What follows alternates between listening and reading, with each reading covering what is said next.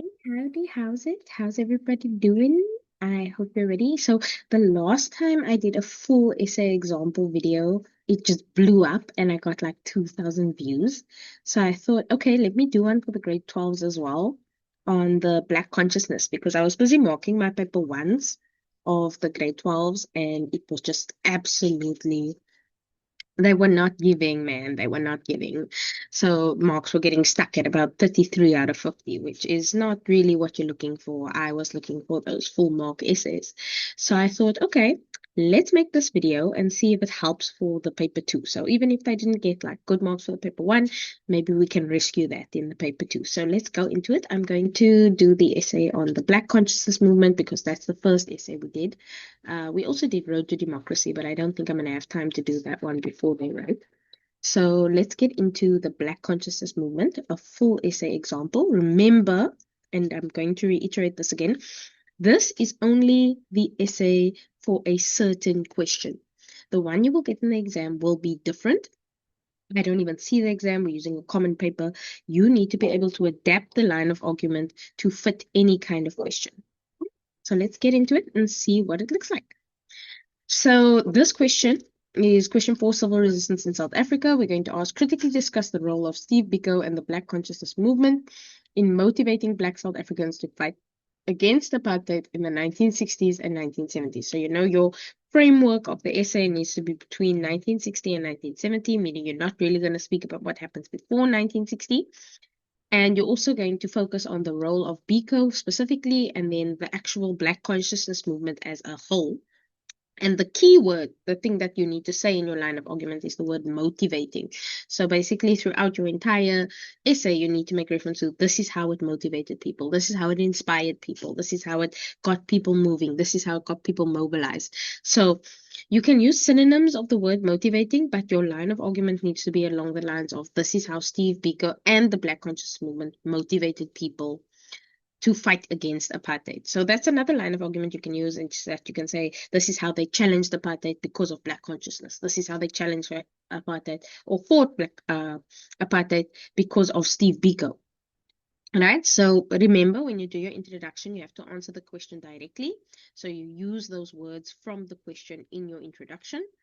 And the structure needs to be introduction, body with paragraphs, and conclusion. Each paragraph must have one clear idea with evidence. Now, this particular essay is what we call a thematic essay. So you have to look at the themes. So first you focus on community resistance, then you focus on student resistance, then you focus on workers' resistance, etc., etc., etc. So what a lot of people do is that a couple of years ago, when this essay was given to grade 12s, they asked it as a Soweto Uprising essay. And basically all you had to say was, this is how Steve Biko inspired the students, and then it led to the Soweto Uprising. But nowadays, they want you to include all the different ways that Black consciousness inspired people. So it didn't just inspire the students, it also inspired the workers, it also inspired the communities, etc., etc., etc. All right, so use your connectors just basically to allow your essay to flow. So you're saying things like firstly, secondly, in addition, therefore, however, those sorts of transitional words to be used to show the flow of your essay. And you need to show analysis, not just facts. So what a lot of kids tend to do is they have a pre-written essay that they have prepared, and then they come into the exam and they just give that essay, and they don't even bother trying to answer the question that is being answered. So that's what I found with my paper one marking, is that a lot of learners, they had their Black Power essay ready that they prepared, but then they didn't look at what the question was actually asking them to prove. And so they just listed off a whole lot of facts. And what that got them was a 33.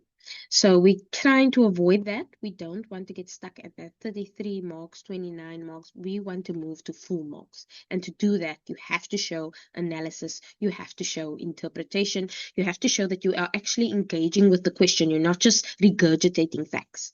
Okay? So let's move along. So this is an example of what needs to be in the introduction. You'll see there's 3 main points. Firstly, you need to speak about the background of the ANC and the PAC being banned, because that creates the space for Black consciousness to exist, right? And Black consciousness is not a political organization. It focuses on mental liberation. So it's about freeing your mind and working on bettering yourself and improving yourself, and how this eventually leads to people fighting back against apartheid. So your thesis statement or your main idea is going to be that Black consciousness movement was the important force because it infused South Africans with pride, courage, and the will to resist apartheid after that had been removed from them due to the way that opposition was crushed in the 1960s. All right, so you have to give that background just to give the context from where you are going. Because remember, history is all about the cause and effect. So we have to speak about this is what happened first, and then all of these other things happened. We have to speak in chronological order. Okay, so this is an example of an introduction. After the ANC and the PAC were banned in 1960, it felt like the fight against apartheid had lost its leaders. This created a space for a new kind of resistance to grow. Steve Biko and the Black Conscious Movement stepped into this gap. Their main goal was to change how Black people saw themselves and to make them proud and confident again. This essay will argue that the Black consciousness movement was the most important force in the 1970s because it first freed people's minds, which gave them the courage to stand up to the government through student protests, community projects, and most famously, the Soweto Uprising. So here we can see, in this case, we've added a bit of background into our introduction. Then we've outlined how does it motivate people. And then we have this essay we'll discuss. So we're still following that 3-step introduction process that we've done in the previous video that we did. All right, so let's move along. So in paragraph 1, you're going to focus on, so now you've spoken about the background a little bit, so you're just going to go into a little bit more detail about that and then speak about how this background leads to the Black consciousness movement forming. So you're going to say about how in the 1960s people felt helpless, they felt like they can't do anything against apartheid, they can't fight back, they've been thoroughly crushed because every time they tried something, they would be arrested and things like that. So the 1960s were often known as the silent 60s because resistance to apartheid had effectively died down. Next, you have to speak about how Biko identifies, and he's very much inspired by the Black Power movement in America, where he picks up that the biggest obstacle is that the apartheid government has completely taken over people's minds. It's got them in that kind of yes boss mentality. And in order for people to be able to break free from that, they need to free their minds. You know that song by Bob Marley, Emancipate Yourself from Mental Slavery. So many Black people in South Africa were already mentally enslaved. They see a white person and they automatically think that they are lesser than. And I always make this example. A few years ago, I was teaching a little girl. She was in grade 8 and she burst out into tears for some reason. And I called her aside and she said, the other girl is calling me names. And I asked her, what did she say? She said, Miss, she said, I'm black. And I just had to stop. And I like, what's wrong with being black? So in this little girl's mind, she associated blackness with inferiority. She associated blackness with being lesser than. And so when someone calls her black, she automatically gets all these negative connotations in her mind. And that shows this mental slavery that we're talking about. The belief that white people are superior, the belief that black people are inferior. You are a shell. You don't believe in yourself. And when you don't believe in yourself, it's easy for people to bully you and pick on you and oppress you.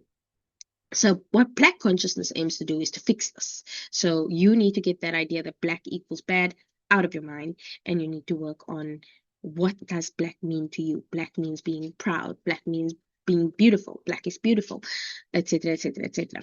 So Biko picks this up when he joins a organization called NUSAS, the National Union of South African Students, and he sees that it's very much white dominated and that the people of color in that organization are fairly sidelined.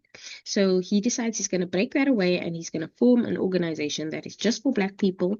And in his mind, black people consists of black, colored, Indian, anybody that's oppressed by the apartheid system falls under the black banner in Steve Biko's definition of black.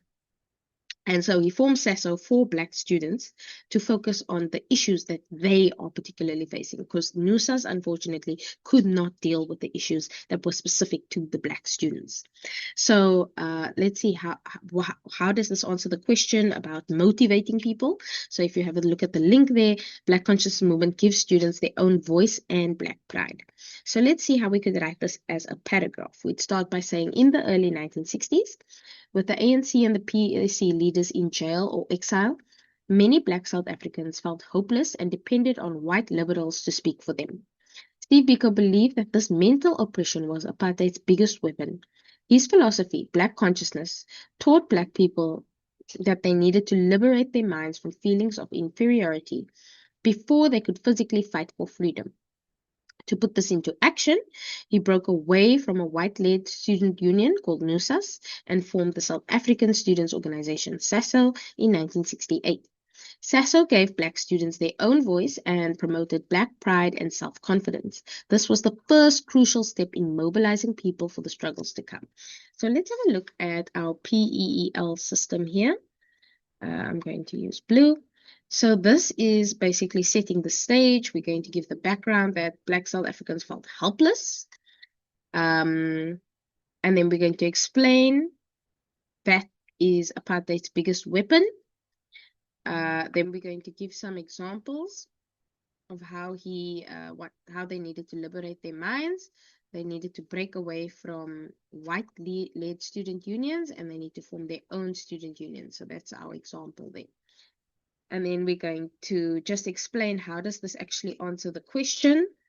It says it gives Black students their own voice and it promotes Black pride and self-confidence. That all falls under explanation. And then there we go, mobilizing. The word mobilizing kind of ties to that word motivating, because mobilizing means to get people mobile, to get people moving. So motivate is another, it's a synonym of the word motivate. So therefore we see this is how we are going to answer the question. We've said this is how they felt before. Black consciousness basically fixed this, and then this is what it led to. All right, so you can see that cause and effect quite clearly. All right, so let's close this. All right, next up. Right, so now that we've got the idea of this is the background and this is the philosophy, now we need to speak about how it was put into action. And we're going to focus on spreading the message through the different organizations. So the next paragraph that you're going to write about is going to speak about all the different organizations. So you're going to speak about SASO, SASM, BPC, BCP, and BAU, right? You can put SASO and SASM together because they both deal with students. BPC is an umbrella organization for all the other organizations. So I would recommend that you mention them first. And then BAU is about the workers. So you can see that Black consciousness basically encompasses the whole society. You've got the students, you've got the communities, you've got the workers. All right. So what's the idea here about mobilizing and motivating? It's that Black consciousness movement becomes a practical mass movement. Everyone is involved. So here's an example of how this paragraph can be structured. The ideas of Black consciousness spread quickly because they were carried by strong organizations. So you can see that is our line, not our line of argument, our point, because we're going to be talking about these strong organizations. So I'm mentioning there's one, SASO, then we have SASM, then we have the BPC, and then we have BAU. All right? So that is what the examiner is looking at. They're looking at, do you know what all of these organizations are? Now, at this point, you do not have to go into too much detail. You can just say that SASO was for university students, SASM was for the school students, BPC was for the communities, and the Black Allied Workers Union was for the workers. All right? So let's see how we can, oh, I basically said that. So let me just read what I've written here. So SASO was the main group for university students. That's the one that starts everything. Then they go out into the world and they kind of inspire other people to form their own organizations. From there, the message moved to the schools with the formation of the South African Students' Movement in 1972. To reach adults and communities, the Black People's Convention was formed. For workers, there was the Black Allied Workers Union, and this network of groups meant that the Black Consciousness Movement became a practical movement that connected students, workers, and ordinary people in a common cause. So this answers our question of how does it mobilize or motivate people? It connects them. So now you've got Black consciousness with the students, Black consciousness with the community, and Black consciousness with the workers. Everyone is involved. All right. Moving along. Paragraph 3, we're going to look at the community projects. So you can see how the previous paragraph kind of builds on this paragraph. So I said, here's all the organization. Let me zoom in on one organization. And in this case, I'm going to zoom in on the BPC, the Black People's Convention, and the BCP, the Black Community Programs. So Black Consciousness Movement promoted self-reliance. Now there are literally hundreds of examples you can use, but the one that everybody uses is the Zanimpilo Clinic, which was set up by Black people for Black people, run by Biko and Dr. Mampela Rampela themselves. So you can use any examples. You would have had the Black Theatres, you would have had Ginsberg Educational Trust, you would have had the Zimele Trust Fund, don't ask me to do that. Click Najaxla Lever Works to provide jobs, and these are all things that Black people established for themselves. So Zanimpilo was about focusing on healthcare and clinics. Zemele Trust Fund was to support families of prisoners. The Leather Works was to provide jobs, and it was all set up by Black people for Black people. When we look at things like the Ginsberg Educational Trust, this was like a scholarship fund for people that were at school and universities and things like that. So there's literally so many examples you can use. This is not an exhaustive list at all. You can add your own, or your teacher may have taught you many other different examples, but this is how you can then use those examples to build into your argument about how Black conscious movement motivated Black people and inspired them to fight against apartheid. And fighting against apartheid doesn't necessarily mean I'm taking up my machine gun and I'm gunning people down. It's also just rejecting this idea that Black people are inferior. You say that Black people are inferior, but look here, we're doing our own thing. We are doing absolutely fine. Like I'm thinking of that one scene from Into the Spider-Verse where the guy's got the guy pinned down and he says, no, you have to follow what I say. And then the guy says, nah, I'm going to do my own thing. So that was what Black consciousness was essentially about. So it wasn't just about the protest, it was also about taking action to help yourself. So that is one way of fighting back against apartheid. They believed that Black people were incapable, so you're going to prove to them, nah, I'm 100% capable, I can do this by myself. While they were banned and restricted by government, Biko and others started community projects to prove that Black people didn't need white approval to succeed. These projects included the Zanimpilo Clinic, which provided healthcare, the Zimele Trust Fund, which helped political prisoners and their families, the Zimele Trust Fund, which was, the Najaxa Leather Works, which was creating jobs. These projects were living examples of Black consciousness. They gave people confidence and showed them that they could build their own successful systems outside of apartheid, which was a powerful form of resistance. So this is how you are motivating people to fight back. You're showing them that they can be self-sufficient, they can be self-reliant, don't need to rely on the white people. All right, so paragraph 4 is on the workers and Black consciousness. So here is just on Bawu. So you speak about how the Black consciousness philosophy inspired the workers. They established Bawu, the Black Allied Workers Union, to restore workers' dignity. And the key example here is the Durban strikes of 1973, where thousands of workers just demand higher wages and better conditions. Why? Because Black consciousness told them you are worth more than what they're paying you. Stand up for yourself, stand up for your rights. And it marked the resurgence of Black trade unionism. Now, what you need to understand is that under apartheid, Black trade unions were not allowed. And they said, well, we don't care what you don't allow. We're going to just establish a trade union anyway. So how could we use this to speak about this? So the philosophy of self-reliance also inspired workers. So this is how it motivated them. The Black Allied Workers Union formed under the influence of Black consciousness movement principles, and it championed the rights of Black laborers. This mobilization was demonstrated in the Durban strikes of 1973, where thousands of workers downed tools to demand better wages and conditions, marking a resurgence in black trade unionism, meaning more and more people are joining black trade unions and more people are fighting for better working conditions. And that shows how they are fighting back against the apartheid structures and rejecting these things that have been imposed on them, which is to say they weren't allowed to have trade unions. Okay, we're going to have a trade union anyway. All right, moving along. Oopsie. All right, so students protest. These two paragraphs are related, so you'll see, paragraph 5 and paragraph 5. You can kind of connect them if you want. This particular part, the part about Tiro and the Frelimo rallies, is not always in the memo, but it's also nice to include. So it just shows that you know a little bit about the history. So you can speak about Onko Potse Tiro, who was one of the founders of Black Consciousness alongside Steve Biko. The difference with Tiro and Steve Biko actually is that Tiro actually left the country, fled, and went into exile because he heard the apartheid police was targeting him, and Biko didn't. And we saw how that ended up. So in 1972, Tiro was one of the key figures behind Black Consciousness. He was expelled from school. And this led to nationwide student protests. And then in 1974, you had Frelimo rallies, which was about Black people in South Africa kind of connecting to the independence movement in places like Mozambique. So many people were arrested for doing that, but it inspired hope. It showed that there's independence in Mozambique, there can be independence in South Africa as well.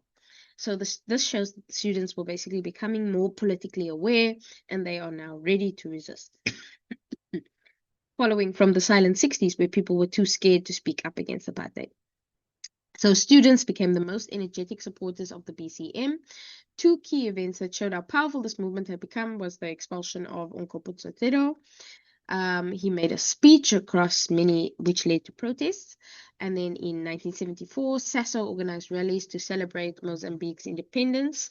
That was called the Frelimo rallies. And this got many Black consciousness leaders arrested, but it showed students that freedom in South Africa would be possible.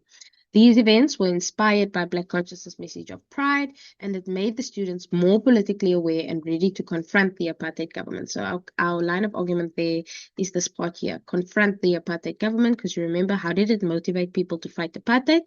It made them more politically aware, and therefore they were ready to confront the apartheid government. Okay, so let's move along. Just a heads up that this part can be left out. It's not always in the memo. This part here, though, you have to include it. So SASM has the South African Students Movement, and that's focused on the high school students. This is a big chunk of your essay. It should be about 1 page with SASM and Soweto together. SASM gave school students their own platform. So while SASO was for the university students, SASM was for the school students. And they were very much influenced by Biko and SASO, who promoted Black Pride at school. In fact, even Tiro, he became a teacher, I think, after he was expelled from school. So he went back into the community and he would teach Black consciousness ideas to his students. And in 1976, it is no coincidence that this uprising happens in 1976, because I think in 1975, they basically come up with this idea that subjects, I think 50% of the subjects need to be taught in Afrikaans. And many Black kids felt that this is setting you up to fail. And whenever I teach this part, I always open up my lesson by speaking in Afrikaans. And the kids usually go, hey, miss, we don't understand. And then I say, oh, well, that's the point. It's a system that was designed to make you fail. It's designed to keep you in a system of oppression. And Afrikaans was known at that time as the language of the oppressor, because it was the language that was used by the apartheid government. All right. So these students in 1976, they decide enough is enough. They are going to protest against this Afrikaans language policy. And they form the Soweto Students Representative Council, which basically links every single school in Soweto to protest against this Afrikaans language policy.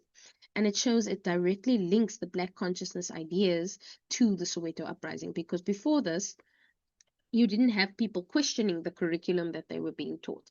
But now, Black consciousness has taught you that you matter just as much as a white person matters. So, why are you getting an inferior education? Let's start questioning, why do white schools get this and Black schools don't? So, that is what Black consciousness did for those learners. If you watch the movie Sarafina, you'd see at the beginning of the movie, the teacher basically says, "Who told you Adam and Eve was white?" Adam and Eve could be black, they could be purple, they could be yellow. We don't know. And that really got the students inspired in that movie. And it basically lays the groundwork of the idea of how those Black consciousness ideas can inspire someone to fight back. So let's have a look at the example paragraph.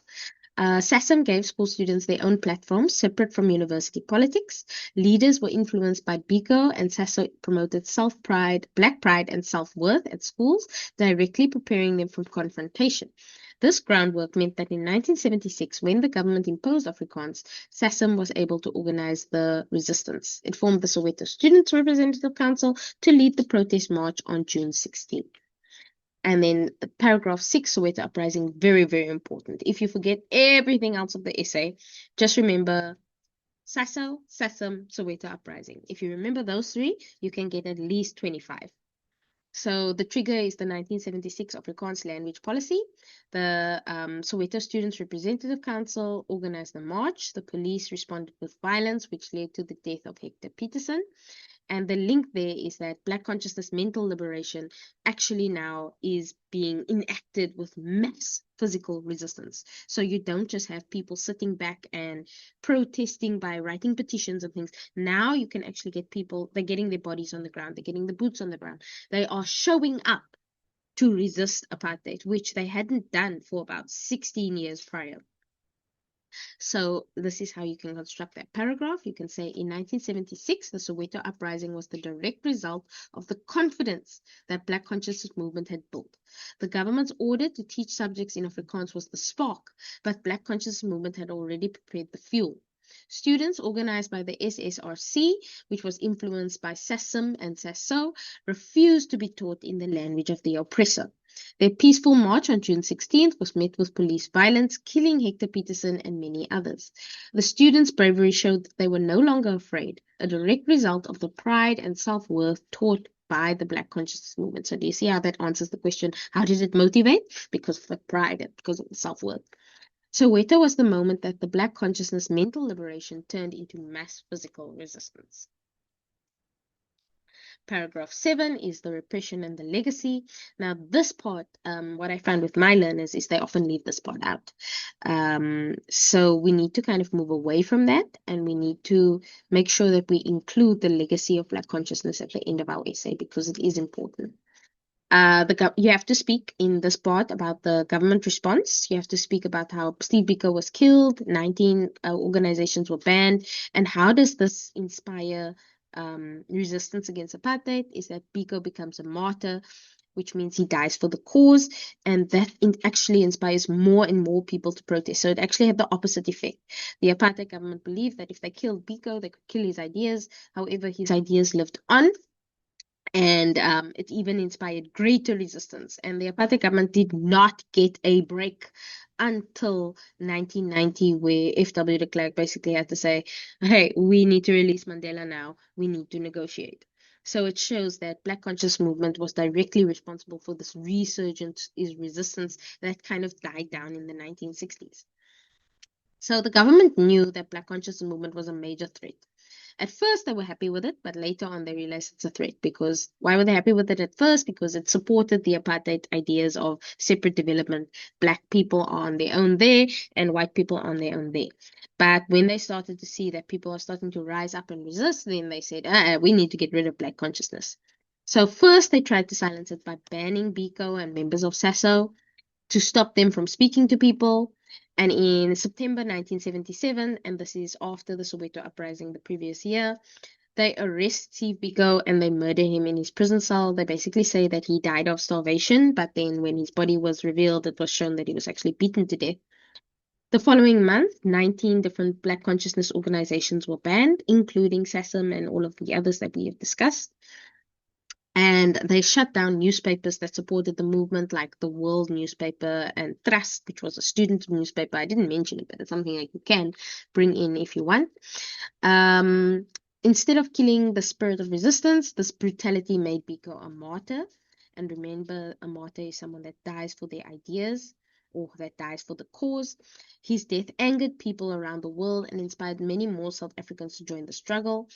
And the Black consciousness ideas of Black pride and self-reliance could not be banned and continued to influence the fight against apartheid throughout the 1980s. So you can kill a person, you can't kill their ideas. Their ideas will live on through others that they have inspired.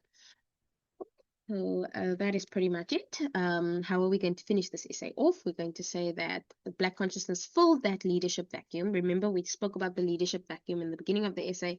So at the end, we're just going to say, okay, now that vacuum has been filled, it freed people's minds. They are now proud of themselves and they have the courage to stand up for themselves. We can speak about how these organizations were formed. We can speak about the student protests. We can speak about Soweto. And even after Biko's death, resistance continued into the 1980s, creating the crisis of the 1980s, which is the next unit of work, which is a source-based question. And then the final skill tip is to always go back to the actual question that was asked. Remember, the question was, how did it motivate people? So we're going to make sure that our conclusion has answered that question. So we're going to say, in conclusion, Steve Biko and the Black Consciousness Movement played the most important role in mobilizing resistance in the 1970s. They successfully filled the leadership gap left by the banned ANC and PAC by first focusing on psychological liberation. Through the organizations like SASO and BPC, they spread a message of pride that motivated students, workers, and communities. This led to practical self-reliance projects and exploded in the Soweto Uprising. Even though the state killed Biko and banned the movement, its legacy lived on. The Black Consciousness Movement proved that freeing the mind was the most essential first step to freeing the country. And I hope that helps. I hope this video is not too long. I'm hoping it's like at 20 minutes, but I have a feeling it's not. But all the best for your paper 2. And please remember to go over your essay. And if this was a bit too long for you, go to each slide that I have and then just look at the bullet points, which was the main ideas that need to be in each paragraph. And then you can formulate your own essay from those bullet points. Key thing to remember to get full marks is to remember to link all of the content to whatever the question is asking you to do. Don't just regurgitate facts. All right. All the best for the future, and I'll see you next time.